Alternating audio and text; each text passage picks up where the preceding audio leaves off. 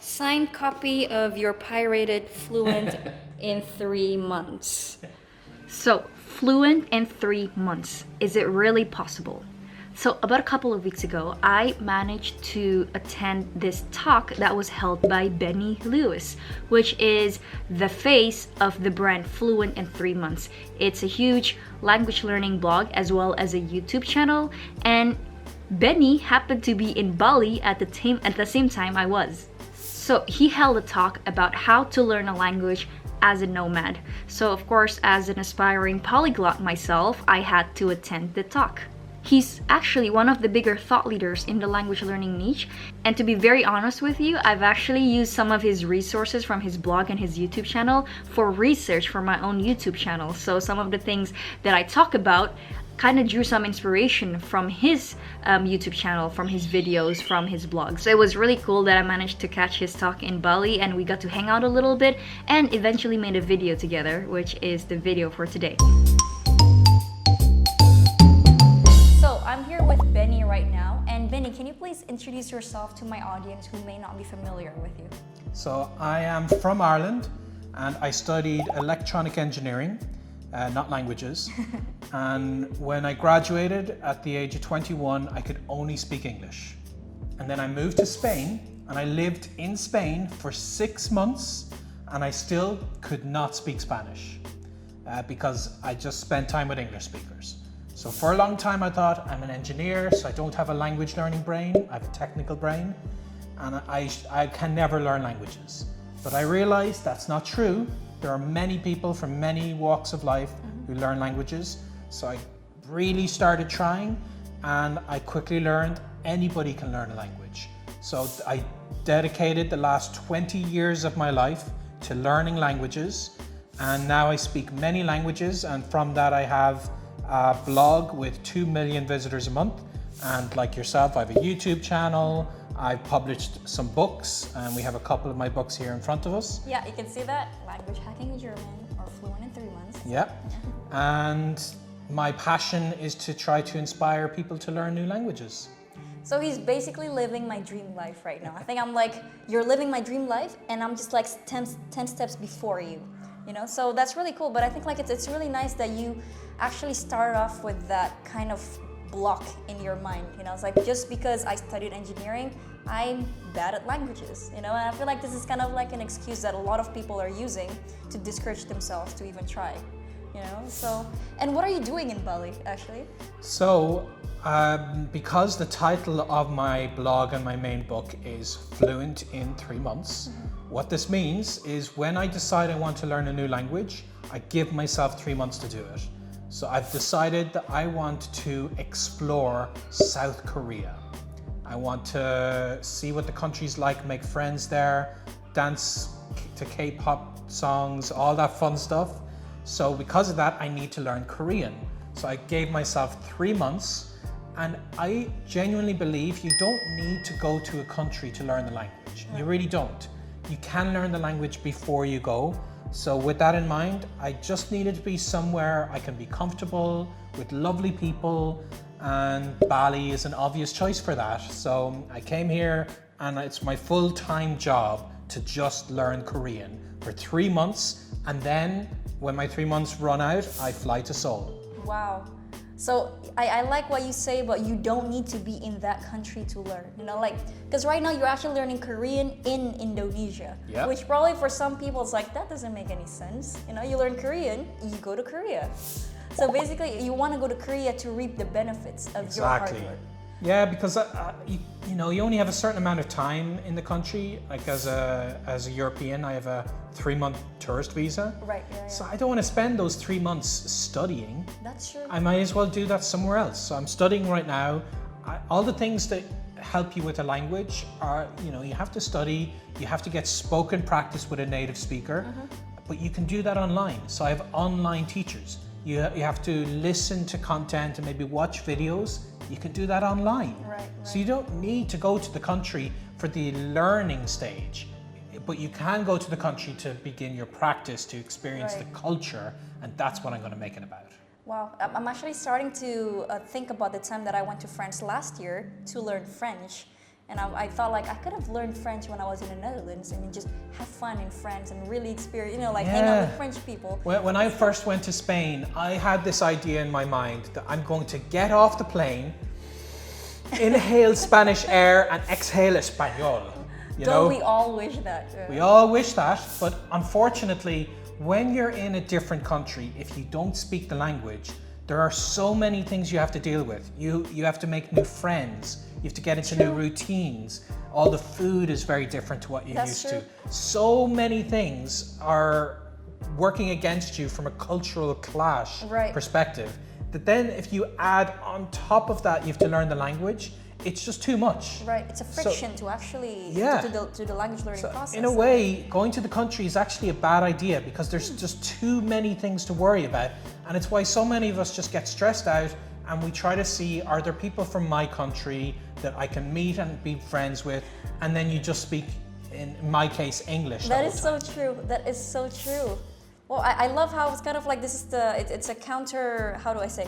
Your opinions, your way of doing things are the kind of people are the kind of things that people think it's controversial. It's kind of like fluent in 3 languages.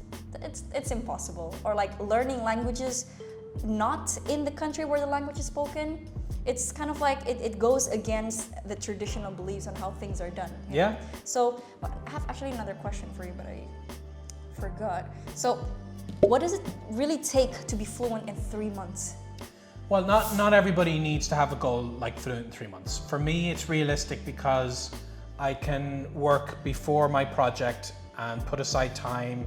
I can save up money so I don't have to be working because it is a full-time job. Right. You can't be fluent in 3 months with an hour to a week, you know? Right. It has to be many, many hours.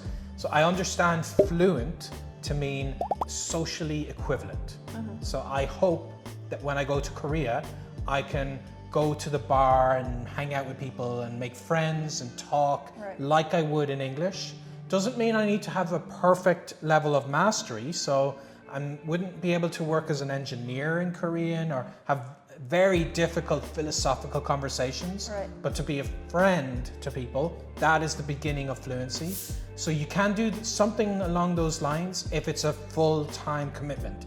Most people can't do that. So generally what I recommend for most people is that the thing about fluent in 3 months is it follows the pattern of what's called a SMART goal. Right. A SMART goal is specific, measurable, achievable, and then realistic or relevant, and time limited. Right. So fluent is a specific end goal, 3 months is a specific time span, because you can imagine with a website, the day I get the biggest spike of traffic is January 1st, when everyone's like, New Year's resolution, I'm going to learn Spanish. By March, I'll be fluent. And well, they don't even say that. They just say, I'm going to learn Spanish. And there's no specificity to it. So you try to have something specific, and that's going to change your situation. So that's what I try to keep in mind. But for most people, if you say, I want to be a conversational beginner within 5 months, whatever your goal is, doesn't really matter as long as it's realistic within your lifestyle. Right. For people who can only realistically dedicate 1 to 2 hours per day, how long do you think it would take them to be socially equivalent if they start off from like almost complete beginner? So the thing is, I understand there are many people who that's all they can possibly do. Is they have maybe 2 jobs and they're studying at the same time, they have a family to support, and there's so many things like that. But there are also many people who have more than 2 hours a day. The problem is that time goes into watching Netflix. It goes into going out with their friends. It goes into relaxing. It goes into things they don't have to do. So you could potentially squeeze more time out of your day if you make sacrifices. So as you know here, I've hung out with you twice, but this is kind of my limit. I'm not having a social life in Bali.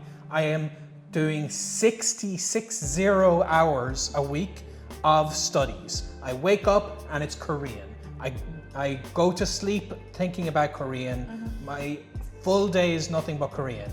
I want to be relaxing on the beach here. I want to be watching TV in English. There's so many parties in Bali. I want to go dancing, but I'm deciding I'll go dancing when I'm in Seoul. Wow. I'll make the sacrifice, and that gives me even more time. So there's many people out there, and you may have to decide for the next 4 months, I'm going to cut back and I'm not going to watch my favorite TV show. Wow. I'm going to cut back. I'm only going to see my friends once every 2 weeks.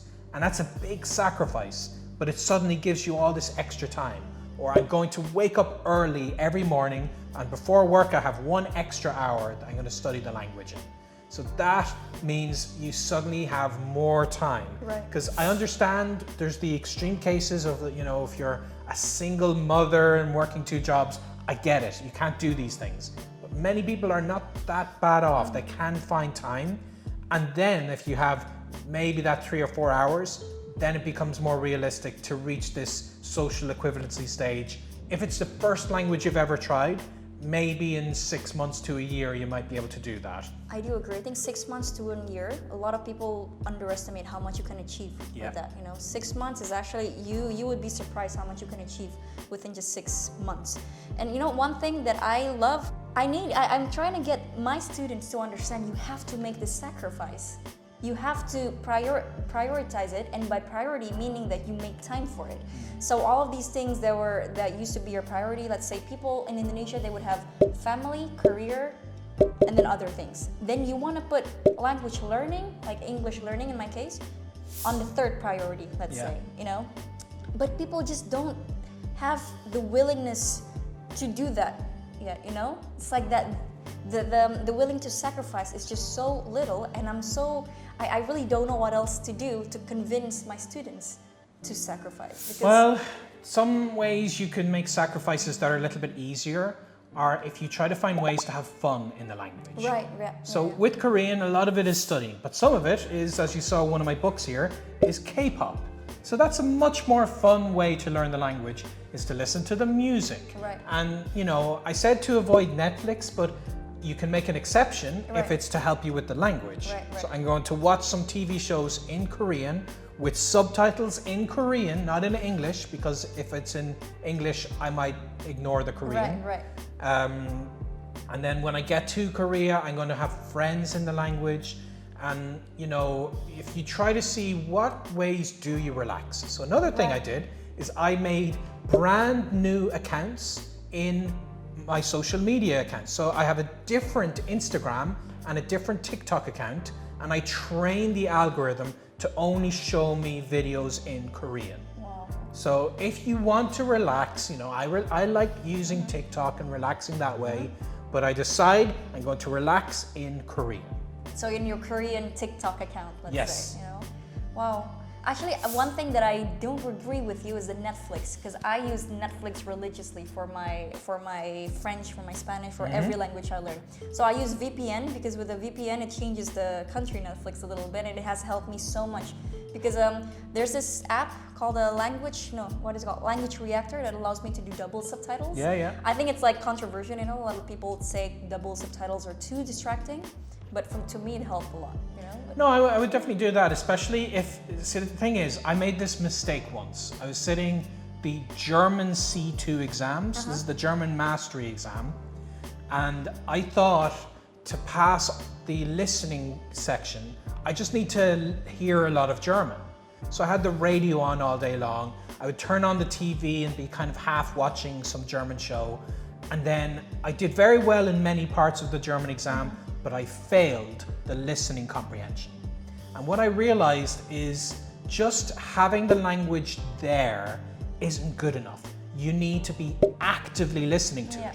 So when I watch Netflix and I'm in language learning mode, I pause it all the time. I look up those words. I know the temptation is just sit back, relax, and just watch the show happen, you know? But I don't do that, because for me, this needs to be intentional. So I stop it, I look the words up, I make sure I'm following everything that happens. I might watch it twice, once without subtitles, a second time with subtitles. Whatever it takes, it needs to be much more than just kind of passively hearing it. Right.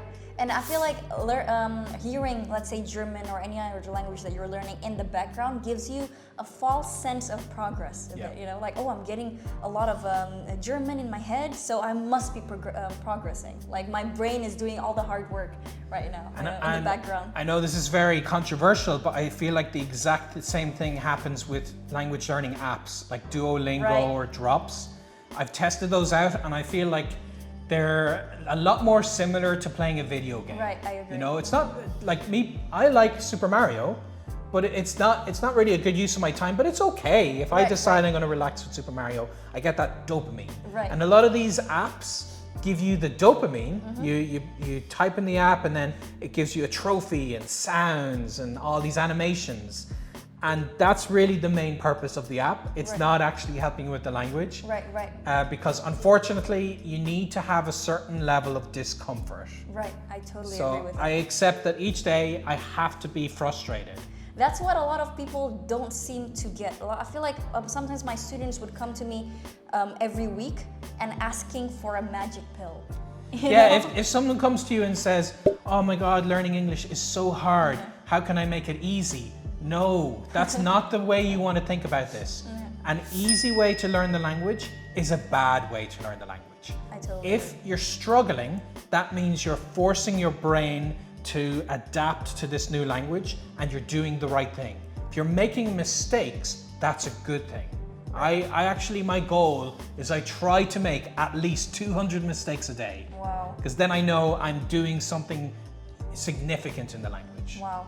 Yeah, I think you really have to let go of your ego that way. You know, it's like the one thing I like about language learning is that it kind of humbles you and like, yeah, this is like an entire language that I know. You know, like you know how much you don't know. Yeah. And that knowledge really humbles you.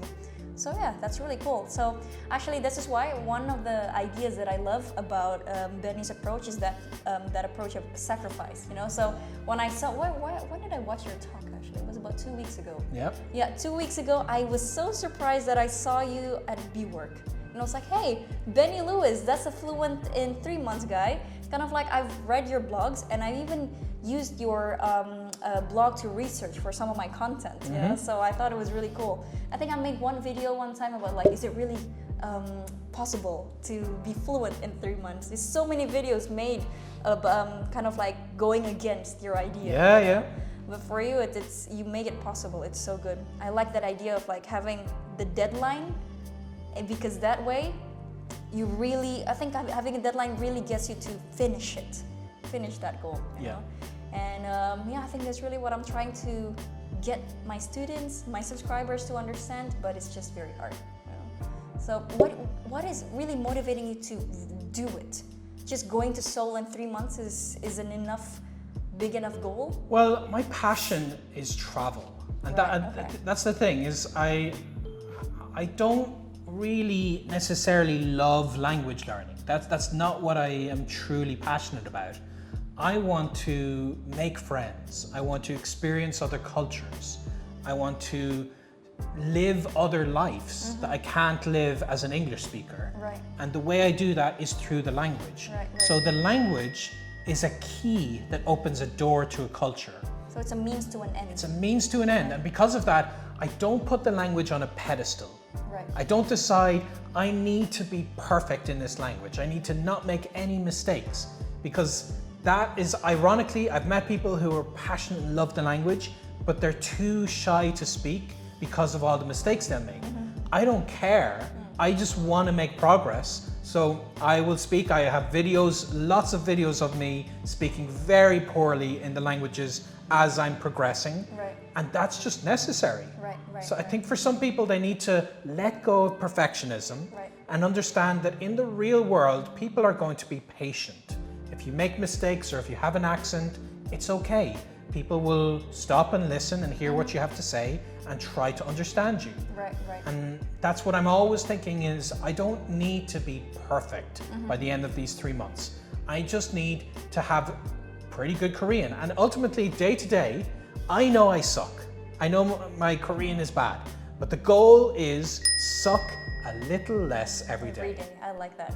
I really like that. That's definitely a lot more achievable goal per day, you know? Yeah. Do you have one last tip from my subscribers who have this unwillingness to sacrifice a little bit of comfort in their life to achieve fluency in English, for instance? Well, the thing is, like, the comfort and the sacrifices has all of these way too far off future goals of like, I want to master the language.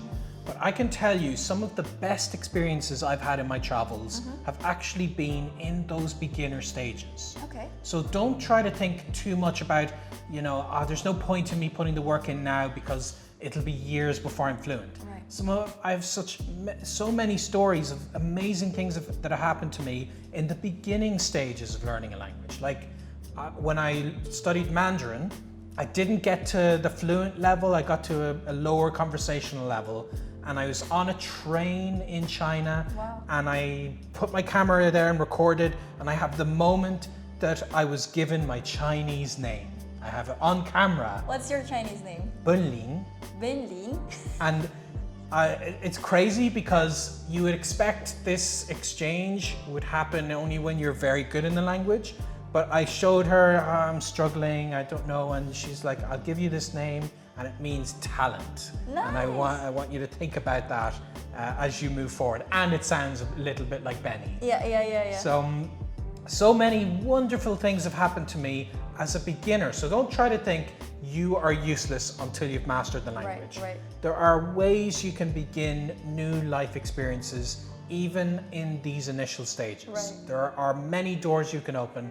Try to keep that in mind, and that give you the motivation to do something now that can give you some kind of immediate benefit. Wow. Okay. Well, I like that. I feel like as a beginner, you also get a lot of encouragement, also compliments. Like, wow, you're learning my language, and they're a lot more welcoming. You know? Definitely. So that's really cool, actually. So thank you so much, Benny. So, guys, Benny just published a new book, and you want to talk a little bit about your book? So this was so much hard work for me. Hopefully in your video you'll put a bigger version people can look at. Will do. And this has been published in Indonesian. Wow.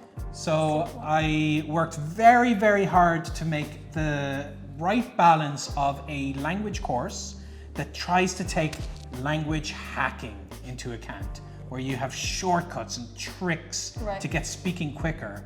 And I like that I managed to strike that balance, and I put so much work into these books. And the German edition is in Indonesian. And then of course I also have my original Fluent in 3 Months book in English. And I have a signed copy. She has a signed copy. Copy. Yeah. They say coffee. Yeah. So cool. Look at that. Yeah, so if you want to know more about my advice, you got this in Indonesian, and then of course I also have a YouTube channel where people can follow how I'm doing with my Korean and see how far along I get. And I'm going to stalk your Korean TikTok or Korean Instagram if you were to upload a lot of your K-pop dances. I think that's gonna be a very like a shortcut to getting fame in Korea. Yeah. That would be super cool.